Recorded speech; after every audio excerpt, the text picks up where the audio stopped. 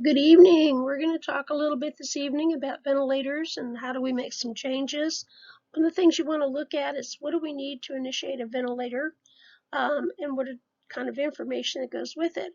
First of all, to achieve our goals of ventilation, improving oxygenation, taking care of ventilation, hopefully getting the patient off the ventilator, we need to select an appropriate mode, FiO2, tidal volume, respiratory rate, PEEP, CPAP if need be, pressure support, negative, positive. These are all physician orders. This is where we're going to get the physician as to how to set the vent up. Where we are concerned is with our peak inspiratory flow. Remember, that takes care of our I to E ratio, our alarms. What kind of inspiratory waveform? Do we want to use a constant flow or do we want to use a decelerating? In addition to that, we need to do our initial assessment of this patient. Where's the ET? Where's it located? What is the cuff pressure? What is the I to E ratio at this particular point? Is the patient biting on the tube? Is the patient getting back the tidal volumes that we've set for them, or at least close to them? What do they sound like? And is there something that has to be done, for example, suctioning or something along that line? And then 30 minutes after we intubate, when we have not suctioned or done a lot with this patient, then we're going to do our initial ABG. And at that particular point in time, we're going to make changes. We'll make changes to the vent, either the tidal volume, even the mode on occasions, but the FiO2 and PEEP or anything else that we want to add. So, well, where do we go from there once we have them set up or thinking about it? For hypercapnic failure, we need a full support. For hypoxemic respiratory failure, we're looking at partial support, PEEP, CPAP, BiPAP, whatever you want to do with it at that point in time.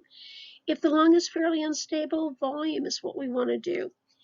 If there's a lot of patient ventilator dysynchrony, look at pressure. Sometimes the flow coming in with the pressure is enough to calm the patient down. Is the sensitivity set correctly? If we set the machine as being too sensitive, every time the patient moves, anything else that goes on, they're going to get a breath. And after a while, how many breaths can you give them? Probably the worst case scenario one time was a patient had 44 triggered breaths simply because the sensitivity was wrong. And then is the inspiratory flow appropriate? Is it too fast? Is it too slow? Is it where it really needs to be? And what changes do we need to make? Adjusting the settings after we have the patient on the ventilator, things that we need to look at. The 4 key types of adjustments. For ventilation, we're going to look at the rate and the tidal volume, oxygenation, the FiO2, the PEEP, the CPAP. Remember, we don't want to leave our patients on 100% oxygen if we can help. If we cannot get that PaO2 above 60 with an FiO2 of 50% or more, we need to think about adding PEEP. We're looking at the interaction between the patient and the vent. Are they getting along very well, or do we have some dysynchrony going on? And then our alarms, we need to take a look at those and make sure they've been set appropriately. Remember, your alarms are your life-saving things that we're looking at when patients are on vents. For minute volume, we can look at full support. Full support is fairly easy, straightforward. Minute ventilation is equal to respiratory rate times tidal volume. If you're using one of the older servos, it used to be that you set the minute volume divided by the respiratory rate, and that's where you knew your tidal volume was. Partial support is a combination of what you're getting from the vent and what you're getting from the patient, as long as this patient is doing some breathing. How do we figure it out? There's an example off to the side there. If your set tidal volume is 500 mLs, your respiratory rate is 10, the set minute ventilation is 5 liters per minute. That's what we expect to get back. However, when you look at the minute ventilation on the ventilator, it's reading 8 liters per minute. So the question is where does that other 3 come from? We know 5 belongs to the machine. Who owns the 3? So if we go 8 minus 5, there's that 3. That 3 belongs to the patient. Inspiratory flow, we're setting the amount and the type. What do we want? How much and what pattern does the patient want? Some patients like the constant flow. Some patients absolutely despise it. It's a combination of working with this patient to make sure they're settled down and that they're comfortable with what's going on with the ventilator. full support, we're flow limited, patient triggered. This is going to affect your work of breathing. Most of the time, what we're going to do with our flow, we'll start high, and then we'll just go ahead and start to decrease it, get rid of the work of breathing. Make sure that for patients with COPD, we've set the flow high enough to decrease auto PEEP. And we also want to make sure that we're getting good gas exchange. And the flow plus a trigger is either increase or decreasing your work of breathing. And then we want to look at the waveforms. So we want to look at the graphics. What is going on with that patient? The graphics can really tell us a lot. Is this patient and the ventilator working together? Have we set the sensitivity wrong in some cases? Especially on the flow waveform, you'll see little efforts, and some of these efforts were right before the breath is to start, and that's where the patient has been trying to trigger a breath but unable to. So we need to go in and take a look at that and make sure it's appropriate. One thing we've noticed that sometimes with volume control, we can get patient ventilator dysynchrony. And sometimes this has to do with what's going on with the patient, okay? We see a little bit less with pressure and time. One of the things that you always want to watch for, though, is an active exhalation. Exhalation should always be passive. If your patient is actively exhaling, there's a problem. You've got some airway obstruction going on. You have something else that's causing this patient to figure that they have to do it.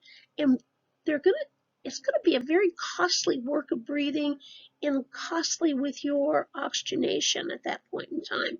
We're also going to look and see, is there air trapping or auto PEEP going on?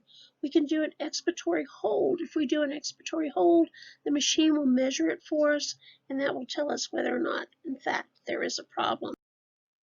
And then we can look again at the IDE ratio. In this case, we're going to adjust the peak flow in order to give us that IDE ratio. And if you look over here, if you increase your flow, you decrease your I time, increase your E time. If you decrease your flow, you're going to decrease the E time and increase the I time. This little chart is basically showing what happens if you change the tidal volume. If you increase your tidal volume, you have to increase your I time because you need extra time to get the flow in. If you decrease the tidal volume, you're going to decrease that I time. And when you decrease that I time, more time goes towards the E time, and you're going to see an increase in your IDE ratio. Respiratory rate a lot of times doesn't make too many changes with the I time, but they do make quite a change with your E time. They can either increase it, decrease it, and then cause a problem also with your IDE ratio.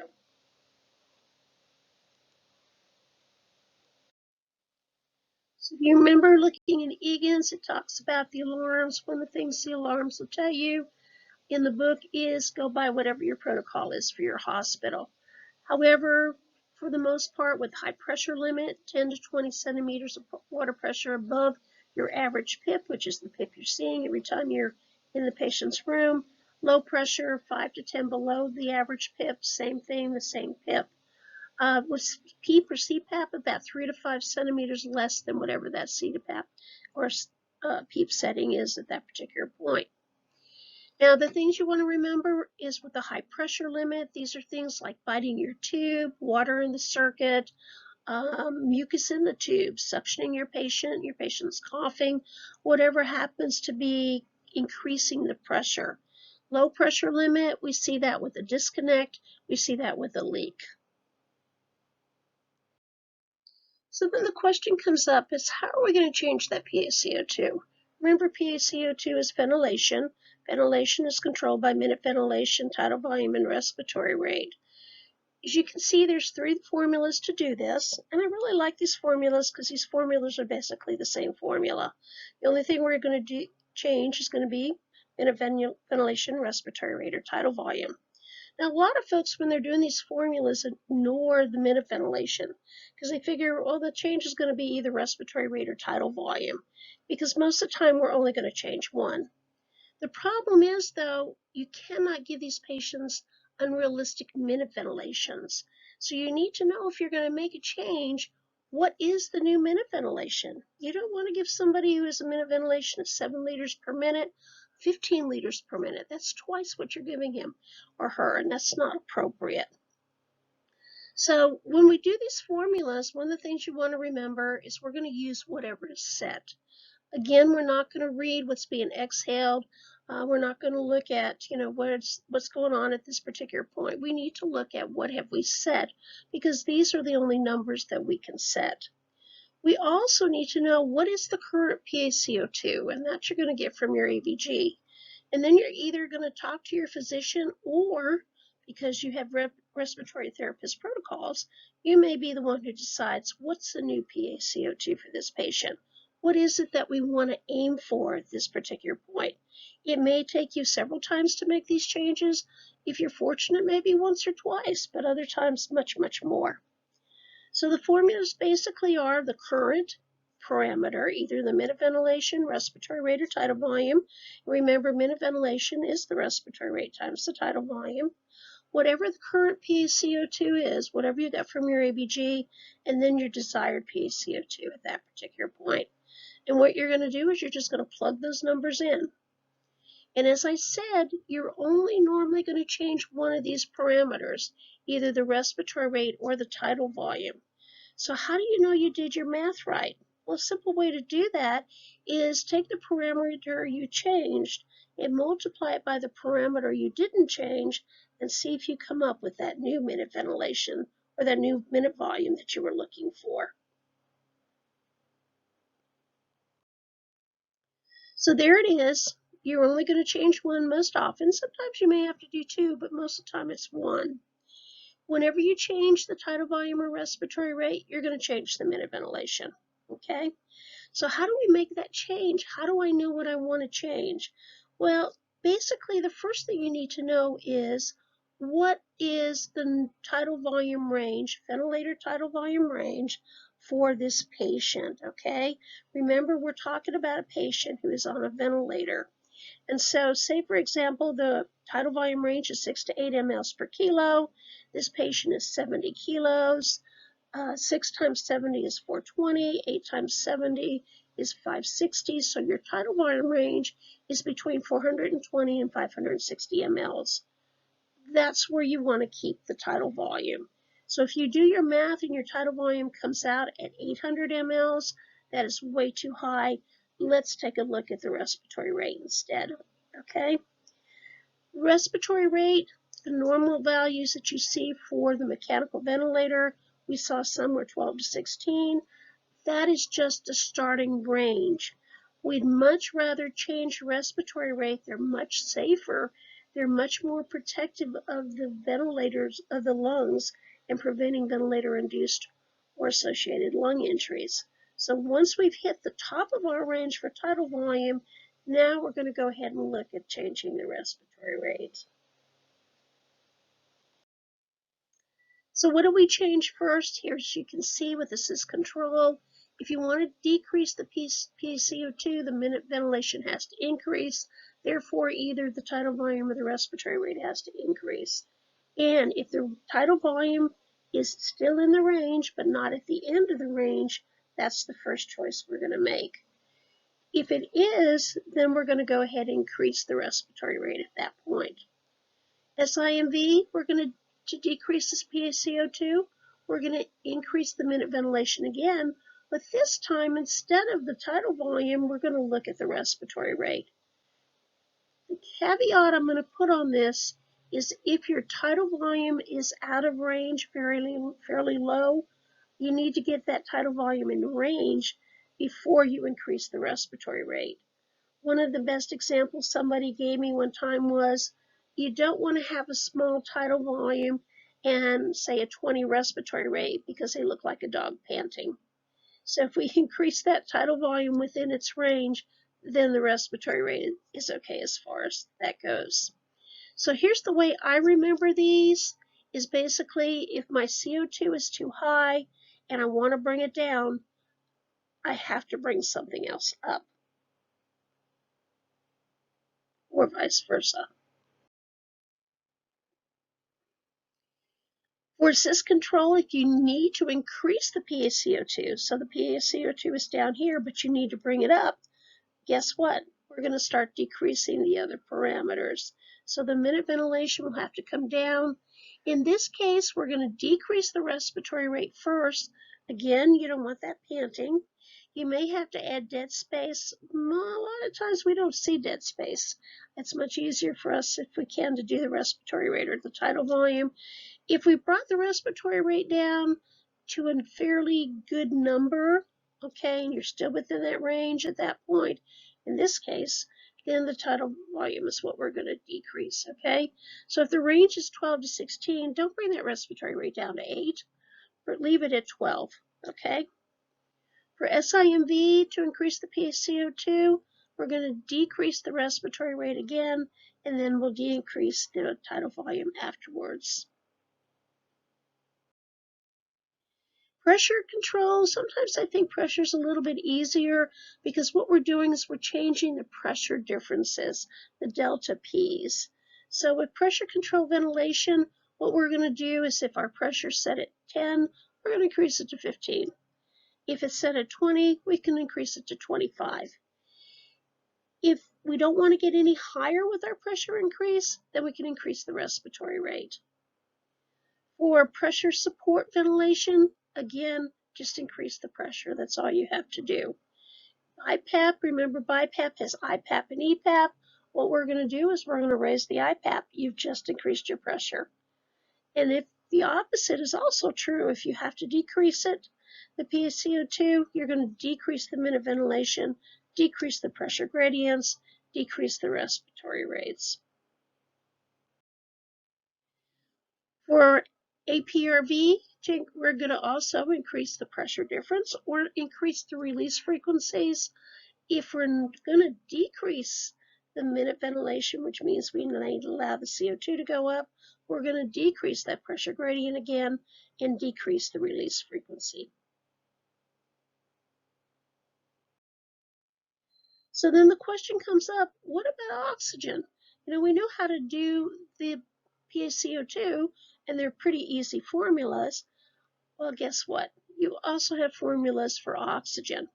And there's actually two of these formulas. One's a longer formula, and the other one's fairly short. So here's the initial formula, FiO2 needed. We need to know what the desired PaO2 is. I know what the PaO2 is because I did my ABG, I got my CO2 off it, I made all the changes I need to. Now I need to look and go, what is the PaO2 that I need? If I have the information to do the A to A ratio, I'm going to divide that desired PaO2 by the A to A ratio. I'm going to add the PaCO2 times 1.25, and then I'm going to divide by the barometric pressure minus 47. Remember that A to A ratio interprets the cause and severity of hypoxemia. Normal is 0.74 to 0.9. Less than or equal to 0.6 is a VQ mismatch. Anything less or equal to 0.15 is refractory hypoxemia because you have a shunt.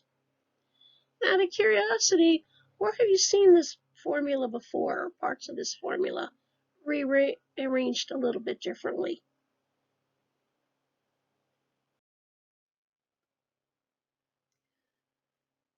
So for the most part, when we talk about FiO2, we're looking at the PaO2 somewhere between 60 to 100 millimeters of mercury. We're actually becoming a little bit more conservative, and one of the books I was looking at actually says 60 to 80. But right now, your book says 60 to 100, just remember that. We want the SpO2 somewhere between 90 to 92% or higher in some cases.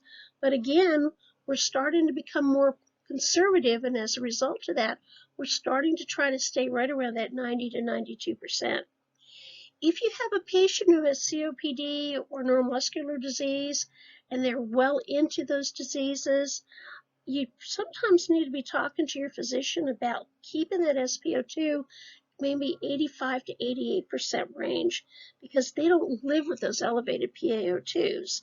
And one of the things we need to keep in mind when it's time for us to think about weaning these patients, that we have to put those patients, the COPD, neuromuscular patients, back in the range of PaO2 where they're going to be able to breathe, okay? So we're looking for the lowest FiO2 we can have, and remember, we're going to try to avoid 100% FiO2 because of O2 toxicity and lung damage, and we'll add PEEP at that particular point in time. But if this is one of those cases, we need to see, what is the desired FiO2?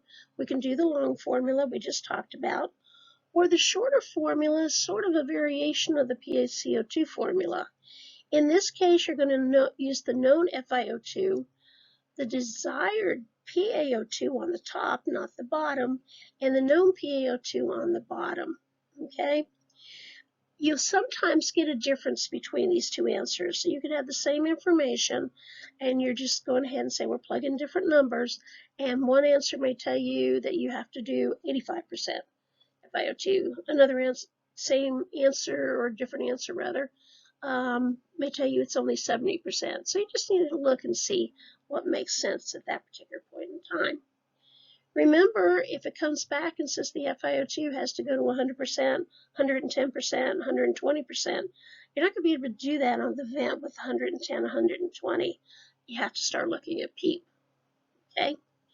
So then the question arises, well, which formula should I be using?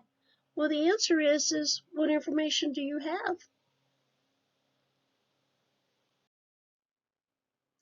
Okay, so how do we determine the adequacy of tissue oxygenation? We need to look at the delivered oxygen. It's a function of arterial O2 content and your cardiac output. And the formula for that is your cardiac output times your CaO2. The cardiac output is measured according to Fick's equation. One of the things we use when we're using cardiac output is the normal range is between 4 to 8 liters per minute. And when we're doing most of our formulas, we're trying to figure out what's going on with our patients, we actually use about 5 liters per minute as being normal. So if we're looking for the cardiac output, if we have the VO2, and you remember the VO2 is the amount of oxygen that you're using per minute, we can divide it by the Ca minus VO2. And if you don't have that, but you're looking for the number to figure out where you are, the norm was 5. And then once we do that, we're going to multiply by 10, and that gives us our liters per minute. We can also look at that O2 uptake, or the O2 used in a minute, with using Fick's equation. And that would be your VO2 is equal to your cardiac output times the Ca minus VO2. And remember, that's again, you can go 5 times 5, which is 25. If you multiply by 10, that's 250. And we use approximately 250 mLs of oxygen every minute.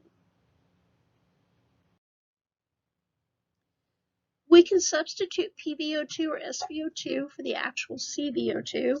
Remember, in order to get the CVO2, you have to have the Swan scans or the pulmonary artery catheter in place, and we're not using as many of those as we used to at this particular point in time. So we can always make a substitute with that. The other thing we can look at with PVO2 or SVO2 is really how well is the oxygen being used throughout the body. Sometimes that question comes up and people will go, well, how do we know how well oxygen is being used? And most people want to use the CaO2. Well, the CaO2 is basically what you've sent out. The VO2 is what you're getting back. And so if we know what the PVO2 is, or the SVO2, we know pretty well what we're getting back at that point. O2 delivery tissue uptake is normal. If you can see, your PVO2 is between 38 and 42 millimeters of mercury. SVO2 range 68 to 77%. Sometimes folks will tell you the normal SVO2 is 75%. Normal or increased PVO2, tissue hypoxia as a result of septic shock, shunting, cyanide poisoning, histotoxic hypoxia, things along that line. If your PVO2 is less than 35, you have an adequate O2 delivery to the tissues. If it's less than 30, you have severe hypoxia. And so the next 3 or 4 slides, these are actually going to be your memory check for today.